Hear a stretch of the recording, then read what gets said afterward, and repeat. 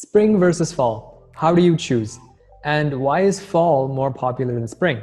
Let's take a look.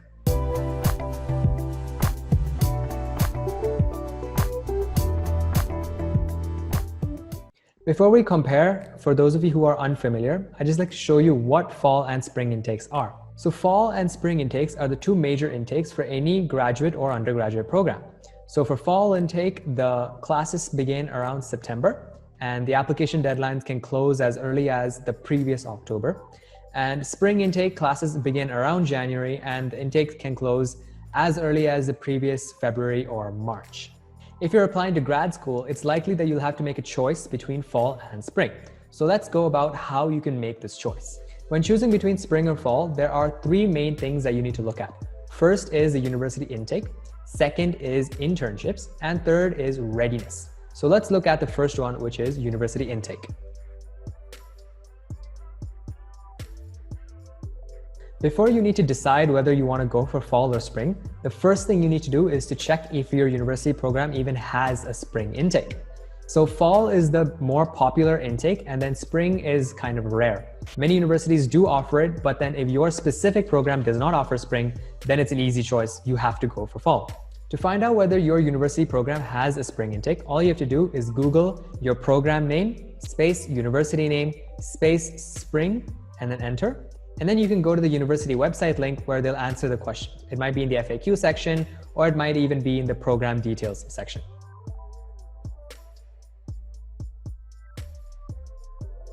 Once you've done that and you've ensured that there is a fall and spring intake for your program, next thing you need to consider is internships. Internships are the main reason why students prefer the fall semester. So when you're studying in, say, a two-year program, you'll probably have one or maybe two summers within your program. So you're allowed to do a summer internship where you work at a company and you gain some skills, build a network, and make some money that you can use to pay off your student loan or the tuition fee. The reason why fall is preferred because of the internship thing is because most countries require you to study for 2 full semesters before you're allowed to work outside campus. So you can see in the fall diagram, you can see that there's a fall semester, and then there's a following year with spring, summer, fall, and then the following spring, and after spring you graduate.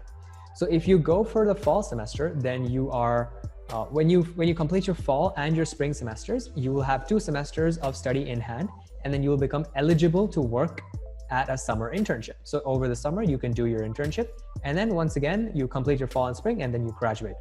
Now, when you go in spring, things are a little bit tricky because when you go in spring, after that first spring semester, you only have 1 semester of experience. So in most countries, you will not be eligible for the summer internship. So that first summer internship, that first summer slot, you can't really do anything. And then after the coming fall, you will have 2 semesters in hand, and then you'll be ready to take on the internship. But then you'll have to wait till after spring in order for the next summer to roll around, and only then can you do your internship. Then of course, after your internship and after that fall semester, you graduate. So when you go for fall, you'll generally have just 1 summer break, right? And in that summer break, you complete your internship so that when you graduate, you can go ahead and use that internship as experience when you apply for jobs. When you apply for the spring semester, you will have 2 summers as a part of your degree program. In that first summer, you can't really do much, but in that second summer is when you do your internship. So as you can see, the total number of internships stays the same, right? You'll probably get to do like max 1 internship over the course of your program. But fall students get to do it earlier than spring students. There are 2 things that I want to just clarify here. Suppose that you are going for a spring intake, right? What do you do in that first summer? So in that first summer, yes, you may not be able to get an internship within the country where you're studying, but you can always try to be a research intern. So many professors accept research interns on campus over the summer period. But it's unlikely that you'll get a research internship because you only have 1 semester of study. It's possible, but it's unlikely. Second thing is, as a spring student, when you apply for an internship, in your second summer, you'll actually have 3 semesters worth of experience in hand, which means more projects, more research work, and more things that you can show your potential employer, which makes you a more competitive candidate over other fall intake students applying for the same position. So things are a little bit of a trade-off here. Now, let's look at the reason why some students may prefer spring over fall.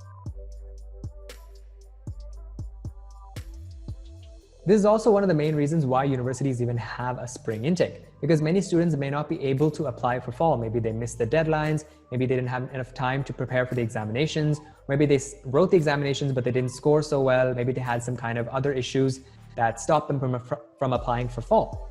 So that's why they have a spring semester, so that, you know, if you guys are a little bit late in your application, you can still make spring. Now, this is a good opportunity for you to utilize because you can build your profile during this extra time. So with that 4 to 6 months of gap between the fall and spring deadlines, if you can build your profile by doing more projects and research work, then that can actually help you get into a better college. So the question is obviously, how do you choose? Well, first thing you need to do is go check your university program and make sure that they have a fall and a spring intake. And then once you've ensured that, try to go for fall because of that internship issue. But if you can't make fall, then you can definitely go for spring and you'll still have the total number of internships. It's just that first summer will be a little bit iffy. If you want more information to make your decision, go check out our blog post on the website. I've given a link in the description where we've compared spring and fall with more parameters, you know, going into like a deeper analysis and delivering a verdict table as well. Thank you so much for watching this video. If this video helped you out, leave a like. I'd really appreciate it. And if you want more graduate degree program information, make sure you subscribe to our channel. That's it from me for now, and I'll see you later. Bye-bye.